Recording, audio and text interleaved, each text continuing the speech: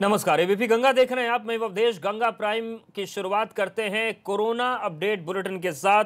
उत्तर प्रदेश में कोरोना के मरीजों की तादाद बढ़कर 6,724 हो गई है, जबकि आज प्रदेश में कोरोना संक्रमण के कुल 42 पॉजिटिव मामले सामने आए। इसमें 8 मामले अमेठी में मिले, जहां पर भादर, मुसाफिरखाना, बहादुरपुर में 2-2, जबकि सिंहपुर और तिलोई में 1-1 कोरोना संक्रमित पाए गए, जिसके बाद अमेठी में कोरोना के मामलों की संख्या बढ़कर 79 पहुंच गई है। जबकि अयोध्या, मेरठ और मुजफ्फरनगर में आज 10 नए मामले सामने आए। अयोध्या में भी हालात विकट हो रहे हैं, क्योंकि यहां पर कल 20 से ज्यादा मामला सामने आए थे और ये सभी लोग प्रवासी मजदूर हैं जो बाहर के राज्यों से उत्तर प्रदेश में लौटे थे। तो 7 बजे का ये कोरोना अपडेट उत्तर प्रदेश का है।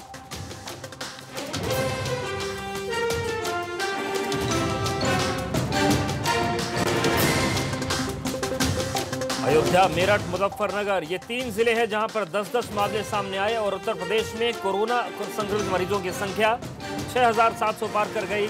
अमेठी में भी 8 मामले सामने आए और उत्तर प्रदेश में कोरोना के आज कुल 42 मामले सामने आए।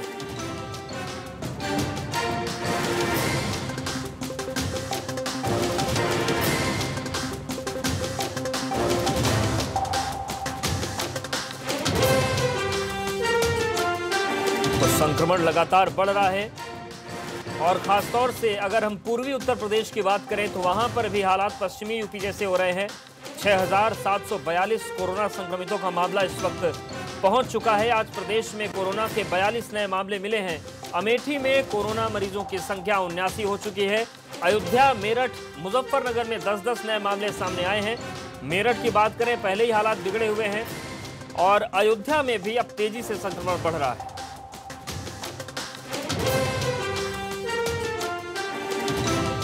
और एबीपी गंगा संवाददाता नीरज श्रीवास्तव हमारे साथ जुड़ रहे हैं। नीरज, क्या अपडेट है अमेठी में?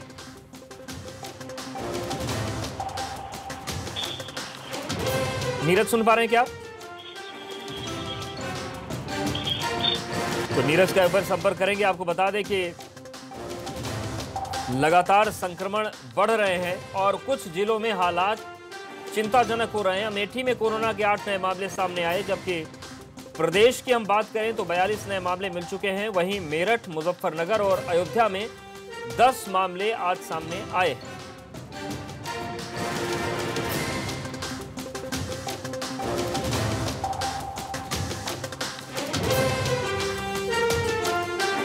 और नीरज अमेठी से जुड़ गए हमारे साथ। नीरज, अमेठी में भी हालात तेजी से बिगड़ रहे हैं, मामला शतक की तरफ बढ़ रहा है, क्या अपडेट है वहां को लेकर?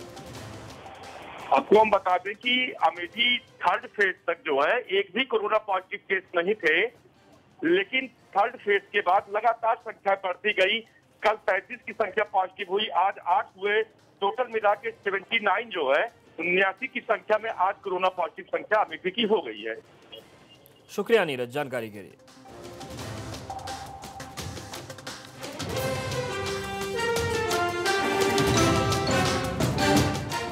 और देश में कोरोना के लगातार बढ़ते मामलों के बीच लखनऊ से एक ऐसी खबर आई है जिसने कोरोना से निपटने में लगे डॉक्टर्स के लिए एक नई उम्मीद पैदा कर दी।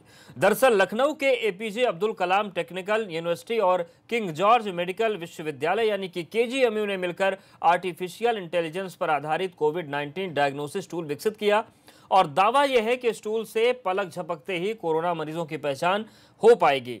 इस टूल में एक्सरे इमेज का इस्तेमाल कर कोरोना मरीज की जांच की जाएगी और टूल में लगी एक्सरे मशीन से मरीज की छाती की जांच होगी, जिससे पता चल सकेगा कि उसे कोरोना है या नहीं है।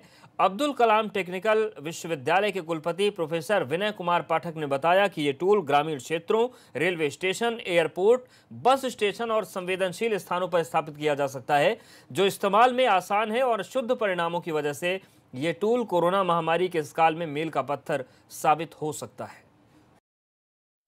4 कॉलेजेस जो हमारे हैं आगरा के और केजीएमयू मेन हमारा कोलैबोरेटर था, हमारा कोलैबोरेटर कोटा था और हमारा कोलैबोरेटर के सैफई भी था।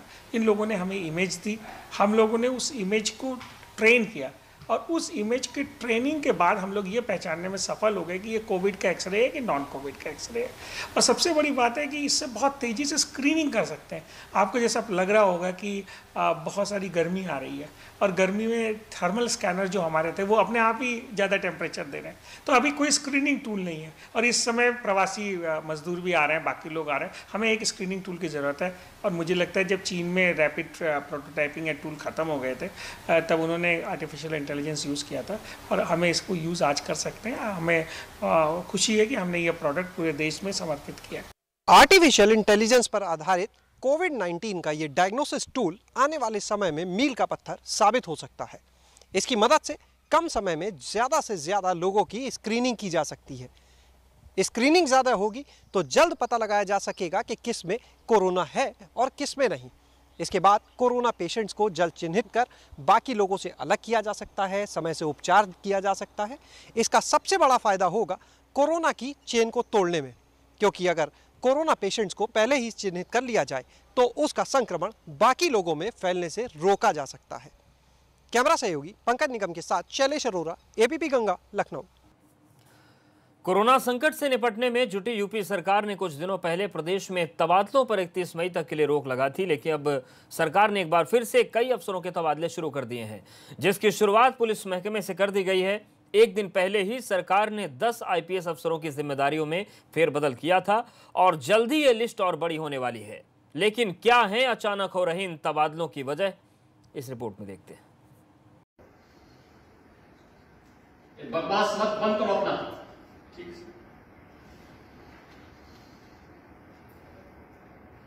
बकवास कर करके आप लोगों ने माहौल खराब किया है। यहाँ पे जिम्मेदारियों का निर्वहन करने की बजाय एक दूसरे के ऊपर जिम्मेदारी, एक दूसरे के ऊपर वो डालना। और 2 महीने पहले अलर्ट जारी किया था हम लोगों ने, यहाँ पे पूरे प्रदेश के लिए जारी किया था। कोरोना संकट के शुरुआती दौर में अफसरशाही के निकम्मेपन पर नाराज सीएम योगी की ये तस्वीरें आपको याद होंगी, जब 30 मार्च को नोएडा के दौरे पर पहुंचे सीएम योगी ने जिले के डीएम बीएन सिंह का तबादला कर दिया था। बकवास कर करके आप लोगों ने माहौल खराब किया है। यहाँ पे जिम्मेदारियों का निर्वहन करने की बजाय एक दूसरे के ऊपर जिम्मेदारी, एक दूसरे के ऊपर वो डालना। और 2 महीने पहले अलर्ट जारी किया था हम लोगों ने, यहाँ पे पूरे प्रदेश के लिए जारी किया था। ठीक उसी तर्ज पर अब उत्तर प्रदेश के पुलिस महकमे में फेरबदल का दौर शुरू हो चुका है, जिसकी शुरुआत मंगलवार को 10 आईपीएस अफसरों के साथ हो चुकी है। और सूत्रों की माने तो बहुत जल्द कई और आईपीएस अफसरों के तबादले की दूसरी लिस्ट सामने आ सकती है। उत्तर प्रदेश में 10 आईपीएस अफसरों के तबादले हुए हैं। 10 सीनियर आईपीएस अधिकारियों को इधर से उधर किया गया है। एडीजी कानून व्यवस्था पीवी रामाशास्त्री को हटाकर उनकी जगह प्रशांत कुमार को एडीजी लॉ एंड ऑर्डर की जिम्मेदारी दी गई है। पीवी रामाशास्त्री को एडीजी विजिलेंस बनाया गया है। इसके अलावा Rajeev Sabharwal ADG Meerut zone, Anju Gupta ADG PTS Meerut, Laxmi Singh IG Lucknow range, Dipesh Juneja बने एडीजी कार्मिक, LV Antony Dev Kumar ADG CBCID और Neera Rawat ADG women power line बनी हैं, जबकि बीके सिंह को पीएसी के साथ एडीजी सुरक्षा का प्रभार मिला है। वहीं आईजी रेंज लखनऊ एसके भगत गृह विभाग के सचिव बने हैं। आपको बता दें कि कई महीनों के बाद 10 सीनियर अफसरों का तबादला किया गया है। उत्तर प्रदेश पुलिस के एडीजी लॉ एंड ऑर्डर समेत 10 आईपीएस अफसरों के तबादले कर दिए गए और कुछ और आईपीएस अधिकारियों के तबादले की सूची पर काम चल रहा है। लेकिन इन सब के बीच सवाल उठ खड़ा हुआ है कि आखिर सरकार ने 12 मई को जो ट्रांसफरों पर रोक लगाने का आदेश दिया था उसका क्या। सरकार ने दलील दी थी कि कोविड-19 के चलते 31 मार्च तक सूबे में कोई तबादला नहीं होगा, और जब तबादला न होने का आदेश दिया गया तो 14 दिन में ही यह आदेश कैसे दम तोड़ गया। इसके पहले सीएम योगी ने 14 मई को आदेश जारी करते हुए कोरोना संकट को देखते हुए प्रदेश में तबादलों पर 31 मई तक रोक लगा दी थी, लेकिन अब सरकार ने अपने फैसले को पलटते हुए एक बार फिर बड़े पैमाने पर फेरबदल शुरू कर दिया है। लेकिन पुलिस महकमे में अचानक इस तबादले के पीछे बड़ी वजह प्रदेश में बीते कुछ दिनों में तेजी से बढ़े अपराध के मामले बताए जा रहे हैं। दरअसल कोरोना लॉकडाउन के शुरुआती 2 चरणों में अपराध के रिकॉर्ड में काफी कमी दर्ज हुई थी, लेकिन हाल के दिनों में एक बार फिर यूपी के तमाम हिस्सों में अचानक अपराध का ग्राफ तेजी से बढ़ने लगा। इसके अलावा 5 महीने बाद उत्तर प्रदेश में होने वाले पंचायत चुनाव को भी तबादलों की बड़ी वजह माना जा रहा है। सरकार के लोग इसके पीछे सुशासन की नीति बता रहे हैं, लेकिन वहीं दूसरी ओर उत्तर प्रदेश में बिगड़ती कानून व्यवस्था और आने वाले महीनों में पंचायत चुनाव सरकार के लिए एक बड़ी चुनौती है। लिहाजा उन्हीं को देखते हुए सरकार ने यह मोर्चाबंदी शुरू की और अपने ही आदेश को किनारे कर दिया। उधर आपदा को संपदा बनाने के लिए अब सीएम योगी की कोशिशें रंग ला रही हैं। कामगारों श्रमिकों को रोजगार देने के लिए कई औद्योगिक समूह और उद्यमी सामने आए हैं, जिन्होंने यूपी सरकार के स्किल मैपिंग डेटा बैंक से उद्यमियों ने 5 लाख श्रमिक और कामगार मांगे। दरअसल सीएम योगी टीम 11 की बैठक में श्रमिकों कामगारों के लिए रोजगार का खाका तैयार कर रहे हैं। औद्योगिक संस्थानों से सरकार स्किल्ड और नॉन स्किल्ड मैन पावर की डिमांड पूछ रही है।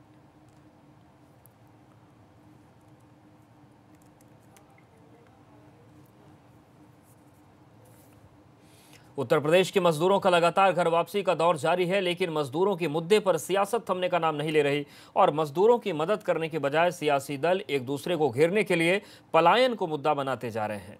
आज समाजवादी पार्टी ने कांग्रेस पर आरोप लगाया कि वो मजदूरों के मुद्दे को पॉलिटिकल इवेंट बना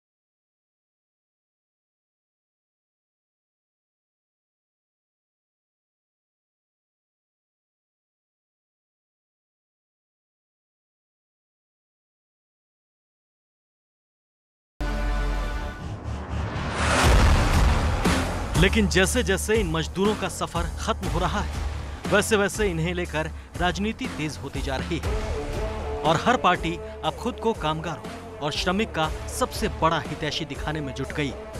इसी कड़ी में अब समाजवादी पार्टी ने कांग्रेस पर मजदूरों के पलायन के मुद्दे को पॉलिटिकल इवेंट बनाने का आरोप लगाते हुए यूपी सरकार से मजदूरों को बाइज्जत उनके घर तक पहुंचाने की अपील की। हिंदुस्तान का जो भाग्य विधाता है, जो हमारा मजदूर है, जो सच मायने में विश्वकर्मा है, उसके साथ जिस तरीका का व्यवहार आज प्रदेश सरकार और भारत सरकार कर रही है, ये उनको लिए बहुत महंगा पड़ने वाला है। लोगों में आज इतनी जबरदस्त नाराजगी है, इतना जबरदस्त गुस्सा है, इसको आज सरकार समझ जाए, ठीक कर ले तो शायद कुछ गुंजाइश बच सकती है, वरना लोग बहुत परेशान हैं, बहुत नाराज हैं। इसको एक चेतावनी भी समझे सरकार के लिए। ये बहुत बड़ी बात मैं कह रहा हूं आज आपसे। समाजवादी पार्टी ने कांग्रेस पर यूं ही मजदूरों पर राजनीति करने का आरोप नहीं लगाया है। दरअसल अभिषेक मिश्रा के आरोपों की तस्दीक कर रही हैं मंगलवार को मुंबई से सामने आई ये तस्वीरें, जब मुंबई पुलिस ने धारावी से प्रवासी मजदूरों को निकालना शुरू कर दिया। लेकिन उत्तर प्रदेश में मजदूरों की दुर्दशा पर सियासी स्टंट करने वाली कांग्रेस के पास महाराष्ट्र से यूपी और बिहार के मजदूरों को हटाए जाने के सवाल का कोई जवाब नहीं है, जबकि वहां पर कांग्रेस खुद सरकार में है। श्रमिकों को, मजदूरों को, कामगारों को, जरूरतमंदों को हर तरह की मदद पहुंचाने की कोशिश की है। ये अलग बात है, कुछ लोगों को कहीं पर राजनीति नजर आती है, लोगों को महाराष्ट्र में राजनीति नजर आती है, लेकिन अहमदाबाद, जिसे खुद वहां के सॉलिसिटर जनरल ने कहा अगर हम जांच कराएं तो लगभग 60 लाख से ऊपर यहां पर कोरोना पॉजिटिव के मरीज मिलेंगे। वहां पर राजनीति नजर नहीं आती है। दरअसल 25 मार्च को जब देश में लॉकडाउन की शुरुआत हुई थी, तब देश के तमाम राज्यों की सरकारों ने अपने यहाँ काम करने वाले श्रमिकों को भोजन और ठहरने की सुविधा देने का वादा किया था। लेकिन लॉकडाउन के पहले चरण में ही महाराष्ट्र और दिल्ली जैसे राज्यों में प्रवासी मजदूरों के लिए किए गए इंतजामों की पोल खुलने लगी, तो मजदूरों के सामने घर वापसी के सिवाय कोई चारा नहीं बचा। और जब उन्हें वापस भेजने का भी इंतजाम नहीं किया गया, तो बाहरी राज्यों में बसे लाखों मजदूर एक साथ उत्तर प्रदेश के लिए निकल पड़े। निश्चित रूप से यह बहुत ही दुखद स्थिति है। तब इसलिए दुखद स्थिति है क्योंकि वह कामगार जो हैं, वो मजदूर, वो भले ही उत्तर प्रदेश के रहने वाले हैं या बिहार के रहने वाले हैं, लेकिन जिस राज्य में उत्पादकता करते हैं मजदूर और कामगार, जिस राज्य का उत्पादन बढ़ाता है वो कायदे में उस राज्य का कहलाता है। और मजदूर श्रमिक जो है वो किसी राज्य की पूंजी होता है, उस राज्य की पावर होता है, ऊर्जा होता है, शक्ति होता है। और उस शक्ति को महाराष्ट्र इस तरीके से अपमानित कर रहा है या प्रताड़ित होते हुए देख रहा है या उसको व्यवस्थित नहीं भेज पा रहा है, ये एक बहुत ही दुखद अवस्था है। उत्तर प्रदेश से निकलकर महाराष्ट्र में खासतौर पर मुंबई और उसके आसपास के इलाकों में काम करने वालों की संख्या लाखों में है। लेकिन जिन मजदूरों की वजह से मुंबई देश की आर्थिक राजधानी के तौर पर पहचानी जाती है, उसी प्रदेश की सरकार ने मुसीबत के वक्त इन लाखों मजदूरों को दर बदर होने के लिए छोड़ दिया है। Bureau report, ABP Ganga.